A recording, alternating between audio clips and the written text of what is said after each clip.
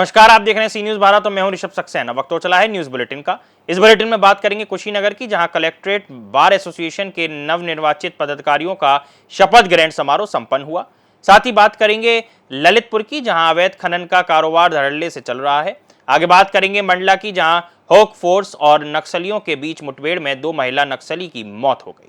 इटावा में वरिष्ठ पुलिस अधीक्षक संजय कुमार के निर्देशन एवं जनपद के समस्त राजपात्रित अधिकारियों के पर्यवेक्षण में जनपद की कानून व्यवस्था और सुरक्षा व्यवस्था को प्रभावी और सुदृढ़ बनाए रखने हेतु जनपद के समस्त थाना अध्यक्ष, थाना प्रभारियों, चौकी प्रभारियों द्वारा अपने अपने थाना चौकी क्षेत्र के अंतर्गत पुलिस बल के साथ आबादी वाले क्षेत्रों, चौराहों, बाजारों एवं भीड़ भाड़ वाले स्थानों पर पैदल गश्त की गई एवं संदिग्ध व्यक्तियों से पूछताछ के साथ साथ वाहनों की चेकिंग भी की गई। इसके अलावा आम लोगों से संवाद कर उनको सुरक्षा के प्रति आश्वस्त भी किया गया। इस मौके पर एसएसपी संजय कुमार वर्मा ने क्या कुछ कहा, आपको सुनाते हैं। देखिए, मैं जहाँ तक इटावा जनपद का मामला है, उस परिदृश्य में हर जगह पर जो सेंसिटिव प्लेसेस हैं, जो ब्लैक स्पॉट्स हैं हमारे, उन पर दृष्टि रखी जा रही है। हमारे यहाँ 13 ब्लैक स्पॉट्स चिन्हित किए गए हैं, जो कि मिश्रित आबादी हैं या ऐसे जगह पर जहाँ पर कुछ लोग ऐसे जो कि संवेदनशील लोग रहते हैं। कुछ लोगों के नाम भी प्रकाश में आए थे जो अपराधी प्रवृत्ति के लोग, उन पर भी नज़र रखी जा रही है, उनकी निगरानी भी की जा रही है। ड्रोन कैमरे का हम इस्तेमाल कर रहे हैं, छतों की निगरानी कर रहे हैं, चौराहों की निगरानी कर रहे हैं। बाकी हमारी जो इंटरनल सिक्योरिटी सिस्टम होता है, आंतरिक सुरक्षा की जो एक कमेटी होती है, उसमें जो रिपोर्ट होती है, दंगा नियंत्रण योजना की भी एक हमारी रिपोर्ट होती है। उसमें भी हमारा जो पूरा अपडेट कर दिया गया है कि अगर कोई समस्या आएगी तो 5 से 10 मिनट के अंदर वहाँ पर फोर्स पहुँच जाएगी। बाकी 112 के बारे में भी मेरे द्वारा डिप्लाई किया गया है। 112 की जो रीलोकेट किया गया है संवेदनशीलता को देखते हुए। साथ ही साथ जो हर तरह की तैयारियाँ होती हैं, चाहे वो एंटी राइट ड्रिल है, चाहे वो जो है ड्रोन कैमरे का इस्तेमाल है, चाहे हमारी बॉडी प्रोटेक्टर हो, हेलमेट हो, केन शील्ड हो, ये सब जो हमारे इक्विपमेंट्स हैं वो भी हमने रिप्लेस कर दिए हैं। आरआई साहब से ये मेरे ख्याल से हमारी सिविल लाइन ने उनको चेंज भी करा दिया है। जो थानों की आवश्यकता थी उनको भेज भी दिया गया है और पूरी दृष्टि रखी जा रही है। एलआईयू की टीम भी इस पर काफ़ी दृष्टि रख रही है। हमारी जो एलआईयू की टीम होती है जनपद की, तो हर तरह से हम लोग सतर्क हैं। उसमें कोई ऐसी अभी फ़िलहाल जनपद में शांति व्यवस्था बनी हुई है, कहीं कोई समस्या नहीं है। और बाकी जो है निश्चित तौर से अगर कोई अवांछनीय तत्व या अराजक तत्व कोई समस्या पैदा करेगा तो निश्चित तौर से सख्त कार्रवाई की जाएगी। सर, ये जो आपने 13 मिश्रित आबादी क्षेत्र बताए, यहाँ पर कितना पुलिस फोर्स अलग से तैनात की गई? इसमें मेरे द्वारा जो रिज़र्व फोर्स है, मतलब हमारा करीब 150 हमारा रिज़र्व फोर्स है। इसमें 35 सब इंस्पेक्टर हैं और करीब 90 हमारे जो है कांस्टेबल हैं और कुछ महिला सिपाही हैं, कुछ इंस्पेक्टर्स हैं और सेक्टर और जोन वाइज जो ड्यूटियाँ होती हैं वो डिप्लाई की गई हैं। और ये इस क्रम में है कि हमारे यहाँ चूँकि अभी विभिन्न प्रकार के त्यौहार भी अभी आप देख रहे होंगे, चूँकि जुलूस भी 6 तारीख को है यहाँ पर नवरात्रि के समाप्ति के अवसर पर। तो इस दृष्टि से भी ड्यूटियाँ वगैरह भी सब लगाई गई हैं और उन ड्यूटियों पर जो है बराबर दृष्टि रखी जा रही है। अधिकारीगण चेक कर रहे हैं, राउंड मार रहे हैं। तो जो ब्लैक स्पॉट्स हैं या संवेदनशील पॉइंट्स हैं, उन पर दृष्टि रख करके हर तरह से प्रयास किया जा रहा है। कोई समस्या नहीं आएगी और शांति व्यवस्था इटावा में बनी रहेगी। सर, सीसीटीवी कैमरे लगाए गए हैं, उसके भी कंट्रोल रूम स्थापित किया गया है, किस तरीके से उसमें कंट्रोल रूम हमारा जो है, हाँ, पब्लिक एक चीज़ और बता दूँ, पब्लिक एड्रेस सिस्टम जो हमारा 22 पब्लिक एड्रेस सिस्टम लगा हुआ है, जहाँ अगर हम कंट्रोल रूम इटावा से बोलेंगे तो पूरे जनपद को सुनाई देगा उसमें। और सभी चौकियों पर, थानों पर जो शहर के हैं उन पर एक्टिवेटेड है, वो उसको चेक भी करिए, उसका प्रमाण पत्र भी दे दिया गया कि सब एक्टिवेटेड है। साथ ही साथ हमारे 15,000 कैमरे, 15,007 कैमरे पूरे जनपद में लगे हुए हैं और वो सक्रिय दशा में हैं। साथ ही साथ उनको भी हमारे जो कैमरे होते हैं उनका कंट्रोल रूम होता है, जहाँ पर उनको देखा जाता है, वॉच किया जाता है। कोई भी अवांछनीय या अराजक तत्व अगर कोई संवेदनशीलता या कोई संदिग्ध गतिविधि करेंगे तो उसमें कैच हो जाएगा और उसी आधार पर उनके खिलाफ कार्रवाई भी की जा सकती है। इटावा से सी न्यूज संवाददाता देवेंद्र सिंह की रिपोर्ट। फिरोजाबाद में गर्भवती महिलाओं की जिंदगी के साथ खिलवाड़ किया जा रहा है। स्वास्थ्य विभाग लगातार मरीजों की जिंदगी के साथ खिलवाड़ कर रहा है, जिसको लेकर सफाई कर्मी डॉक्टर बनती हुई वे नजर आई और डिलीवरी तक कर दी, जिसका वीडियो अब सोशल मीडिया पर वायरल हो रहा है। बजगांव में न्यू पीएससी पर सफाई कर्मी डिलीवरी का काम करती हैं। सफाई कर्मी डिलीवरी के साथ टाके लगाने का भी काम करती हैं। जिले में जिम्मेदार अधिकारियों ने इस पूरे मामले पर अपनी चुप्पी साध रखी है। कार्यवाही के नाम पर खानापूर्ति हो रही है। सीनियर डॉक्टर और स्टाफ नर्स की तैनाती होने के बावजूद सफाई कर्मी डिलीवरी कर रही हैं। पहले भी ऐसे कई मामले सामने आए हैं, लेकिन अभी तक कोई कार्यवाही नहीं हुई है। फिरोजाबाद से सी न्यूज संवाददाता अनुज कुमार की रिपोर्ट। हापुड़ में देर रात 2 अलग अलग सड़क दुर्घटनाओं में घायल हुए लोगों की मदद के लिए बाबूगढ़ पुलिस का सराहनीय कार्य सामने आया है। गढ़मुक्तेश्वर से हापुड़ की तरफ आ रहे एक एडवोकेट और उनके परिवार की कार कुचेसर चौपला के पास फ्लाईओवर पर अज्ञात वाहन से टकरा गई, जिसके बाद एडवोकेट की मौके पर मौत हो गई, जबकि परिवार के अन्य सदस्य घायल हो गए। सूचना मिलते ही थाना प्रभारी पुलिस टीम के साथ मौके पर पहुंचे और घायलों को तुरंत अस्पताल में भर्ती कराया। दूसरी घटना में गढ़मुक्तेश्वर से जा रही तेज गति से चल रही कार सड़क पर पलट गई, जिससे कई लोग घायल हुए। पुलिस ने तुरंत मौके पर पहुंचकर घायलों की मदद की और उन्हें अस्पताल पहुंचाया। थाना प्रभारी और उनकी टीम का ये लगातार सराहनीय कार्य समाज के लिए एक सकारात्मक संदेश दे रहा है। हापुड़ से सी न्यूज संवाददाता सचिन सागर की रिपोर्ट। हजारीबाग में होली के बाद रामनवमी का पर्व धूमधाम से मनाने की तैयारियां शुरू हो चुकी हैं। यहां का वातावरण राममय हो चुका है। चारों ओर जय श्री राम और जय बजरंगबली के उद्घोषित माहौल गूंज उठा है।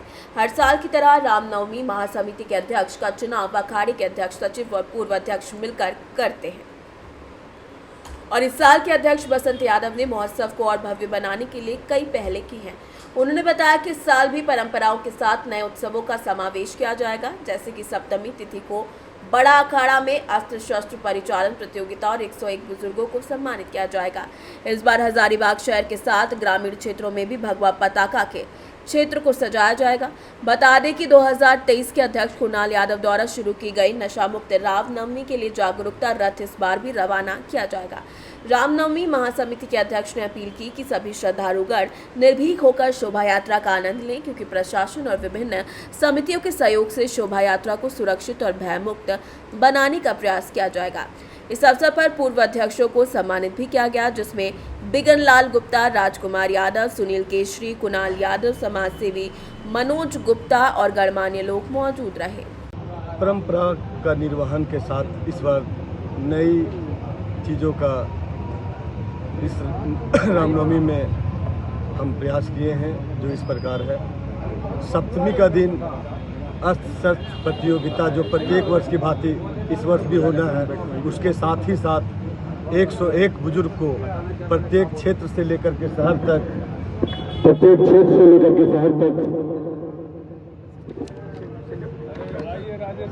उनको अनुभवों को, उनका दिशा निर्देश को लेते हुए बड़ा अखाड़ा के प्रांगण में 101 बुजुर्ग को हम स्वागत करेंगे।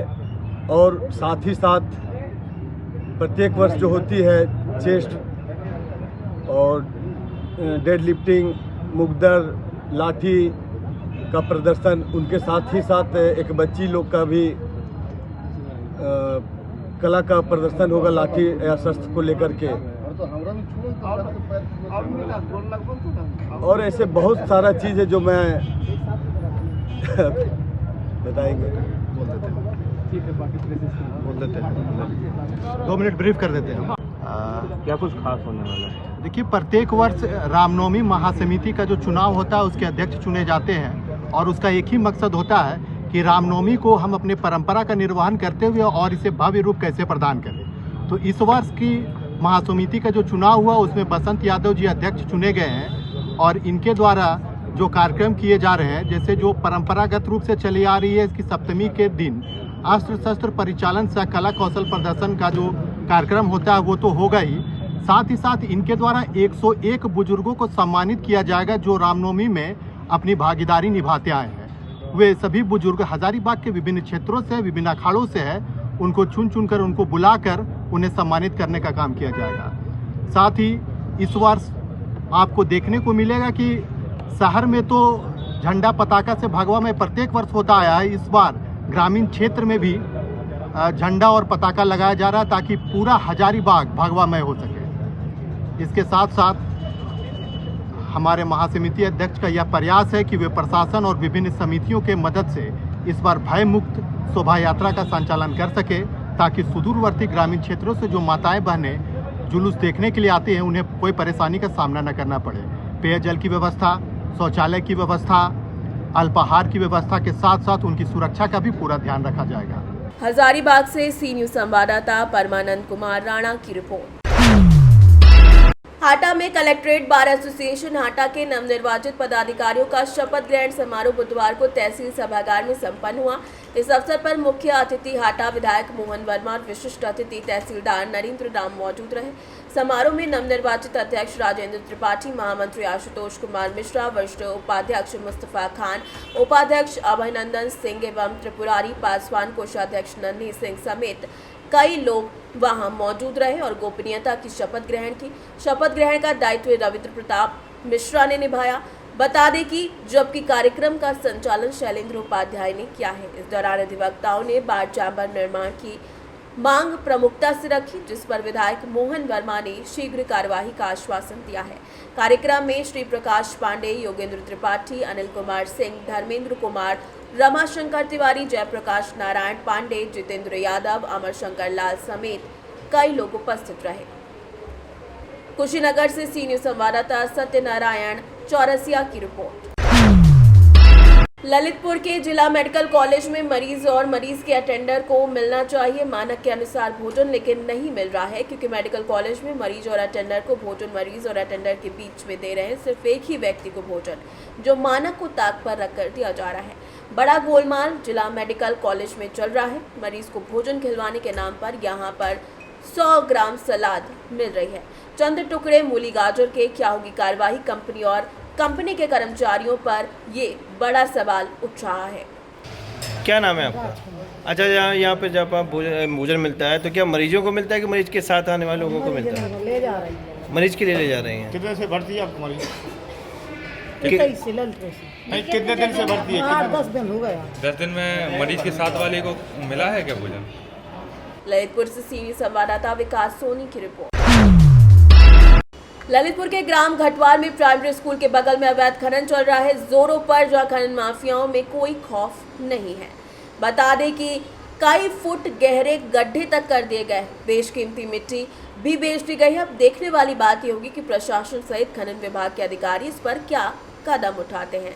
ललितपुर से मात्र 10 किलोमीटर दूर जहां पर गहरा गड्ढा किया गया है, फिलहाल खनन माफिया रात के अंधेरे में अपने मंसूबों को पूरा कर रहे हैं। ललितपुर से सीनियर संवाददाता विकास सोनी की रिपोर्ट।